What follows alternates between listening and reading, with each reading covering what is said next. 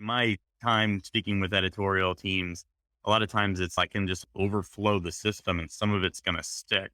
But the really good surgical striking teams, everything's got a proper place and a reason. Everything's got a why. It's what MarketMuse was built on. It's we provide the why for content teams. So what is the why on a team that's launching 1,000 articles a month or 1,000 pages a month? There's certainly lots of reasons why customers come to us for content, whether it's just for branding or because they're putting out a publication or because they're looking to rank highly for a specific geography and a given keyword.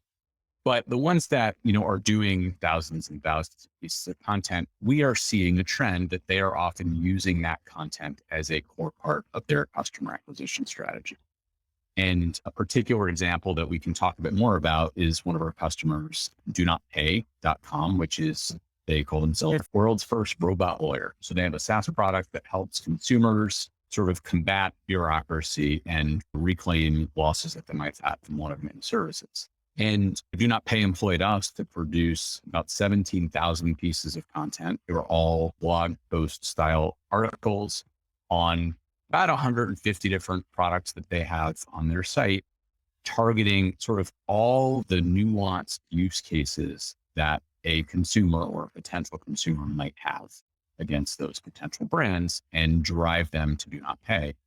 And the possibility here is we're seeing examples of this content ranking higher than those brands themselves in some cases. And I think a lot of that goes back to the strategy that Do Not Pay put forth with how they push that content out, how they have their linking strategy and their overall structure. And that's a good example of this really high scale in action, working very successful. Just going to say, I think our ideal customers, if you look at the tiniest ones to the largest ones, like Greg talked about, I think the shared trait is that they really see this as content as a competitive advantage. And for someone like a Do Not Pay, it really is almost the driver of the go-to-market strategy. They have a way to block out the sun for their competition. So we really provide a way to just jumpstart that and augment those teams in a way you could never do with a normal hiring process. I was thinking about this specific example with the 10,000 plus page, 15,000 pages. How does that project go from like, here's what we want to operations? An important step in our journey with any customer typically involves a pilot or sort of a small phase version of the ultimate project. And sure, we're going to go do 17,000 pieces of content.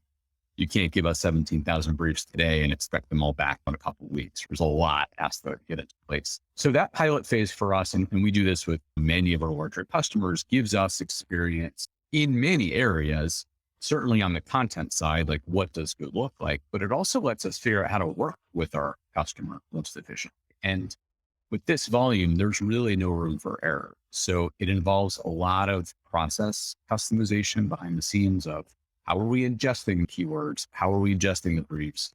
How are we getting it back to the customer in whatever format and tracking it? And even silly sounding things like reconciling what got missed, 17,000 pieces of content, you're going to miss something somewhere. And do you have a report available that can be quickly figured out? I would say there are tools in our toolbox that we deploy in these cases. They're never deployed in the same way. There's always an element of customization. And I think really there's two pieces of the puzzle. There's the human side of the writers, and then there's the technology that makes it all work. And we do want to do that sort of smaller scale, at least test to figure it out before we really open fire.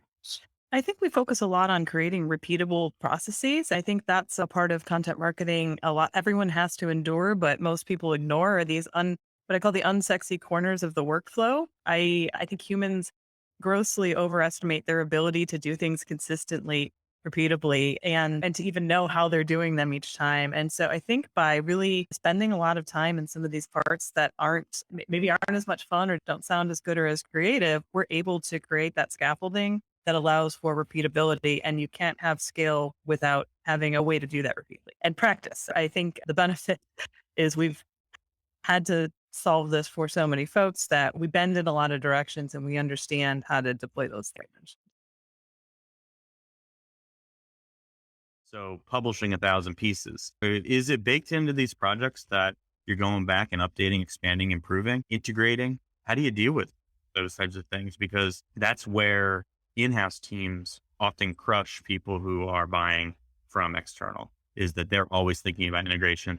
Oh, it's just, it's a near and dear to my heart. Like I said, we're a young product marketing team, but the part of the go-to-market process we're probably most focused on is the upfront strategy part, the opportunity assessment, and we call it like incubating these things so that then we can operationalize them with marketplace operations, with our normal operations team, and really scale it and productize it with product and development. So content refresh is one we are really in the throes of. We sell it. We are trying types of customers that are at, I'd say, different levels of maturity in terms of their refresh strategies. So we've got folks who have a very cookie cutter, maybe it's local optimization. We know that by adding these things to these 300 pages that it will be helpful. And then we've got folks that say, no, we do want the writer to have some direction from us, but to have some discretion or latitude in spotting content gaps and augmenting the strategy they have. So we've been trying to work with both parties to say, how much of this do we need in the platform? What types of refresh projects are good for us? What types of customers? Where does the customer's understanding of refreshes have to be for them to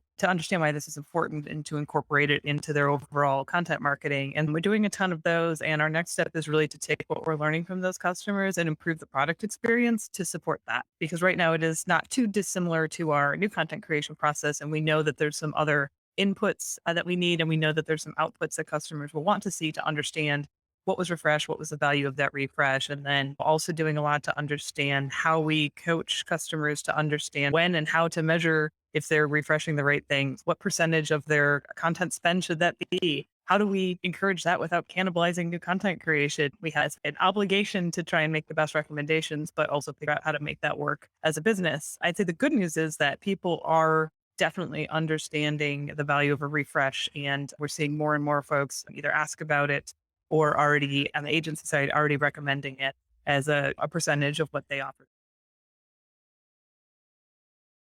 The cliff problem with large scale is launching 500 pages all at once. They can be linked to each other. Then my 501 only can link back. All right. And then I have to go back to the old ones to link forward. And that is so commonly, it becomes an information architecture problem. So how do you do ongoing internal linking recommendations for longer term clients? Is it something that you're just always thinking about with these types of things? Yeah, let me touch on how we manage in QA for internal linking strategy. We're writing content in the mid-lower, if you want to touch on that from a refresh standpoint as it evolves.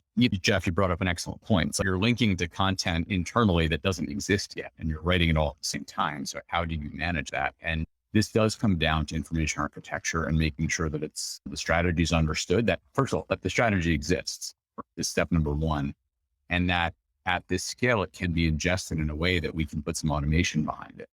And that automation includes making sure it shows up in the brief for the writer so they understand what needs to be in there. And then on the QA and editing side, was it there? Was it done correctly? And is the link structure and canonical naming all in place so that it's going to work once it's published? So when we get to the high scale processes here where, for the 17,000 pieces of content, they all have different internal linking requirements. No human can possibly know that it's correct. We do rely on technology that we deploy frequently for this type of thing. We have workflow tools that basically run a check. And if it passes, great, it goes on to the next step. If not, it goes over here where someone looks at it and figures out what's wrong. That's a commitment we make. We're going to deliver that correctly when we deliver this content to customers so that they can publish it and the link will be there. Lori, you want to touch on the refresh side of that?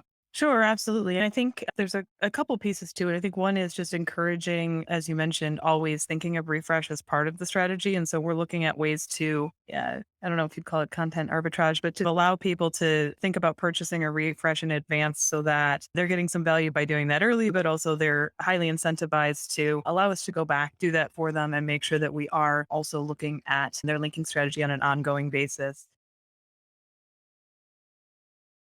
How are you dealing with natural language generation, spinners, those types of things as part of your communities? Is it a one strike and you're out policy for your writers, or what type of experience are you managing against? It's a great question. Ultimately, the safety and trust in our marketplace and our brand is paramount, and that passes through our customers. So at the end of the day, we're doing everything we can to make sure that we are delivering original content to customers that, as Laura said, that they love and they want to buy. And plagiarized or spun content is not going to be part of that.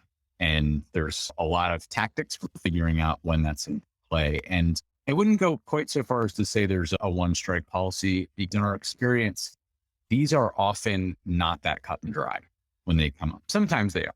And in those cases, if it's egregious, yeah, there's no tolerance for that.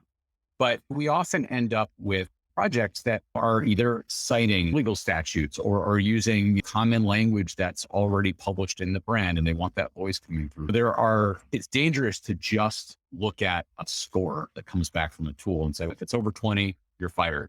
Otherwise, it's fine. We have a team, we call that our marketplace operations team, that really is deep in on this and gets involved and reviews these things when they come up, and you talk with the writers.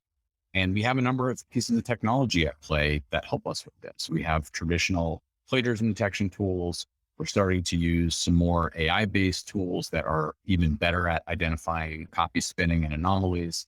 We are also now working with some of our own technology that will help us pick up things that just don't seem right based on who that writer is and how they typically write, and will help us get our eyes where there is most, so that we can make the best determination for it. So I guess that's a long way of saying this is a difficult thing to simply automate your way out of. And the tools that are out there are getting more and more advanced. So it's not a problem that is ever going to be just gone. And Another question came in. I am making 10 pages and I want to make 20 pages of content. What can I take away from you knowing how to do 15,000? I'm adding that part. You doing 15,000 for me. And let's say I don't want to outsource, but then let's say I do want to outsource 10 to 20, right? Because what I've found is when you respect and understand the culture of content, augmenting that additional 10 should be probably going in tandem with optimizing your own strategy. You might then be able to get 20 out for yourself and then 10 more. But what do you do with someone who says, I launched 10, I'm comfortable with my process, I want to get to 20? What can I learn from what you know to actually make that happen?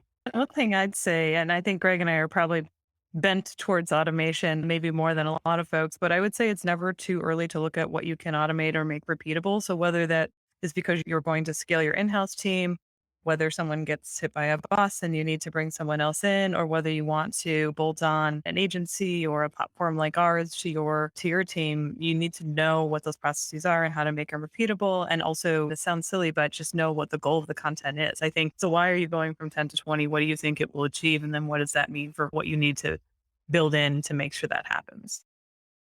And one thing I would add to that on the topic of automation, which we've talked about a lot, automation is very different from AI. That's not what we're talking about here. But what we are talking about is using technology to smartly help the humans be more successful and more effective. And I think that's an area that the industry is clearly going, well, yes, there are plenty of bots that can write mediocre content out there, and that's not what we do. We see a lot of opportunities to even help our customers use this technology to figure out what should those next 10 articles be about. What topics make the most sense based on the traffic you're getting and your business objectives? And how can we help our writers more efficiently get you that content that you love? And that's, I think, a big area we will be focusing on.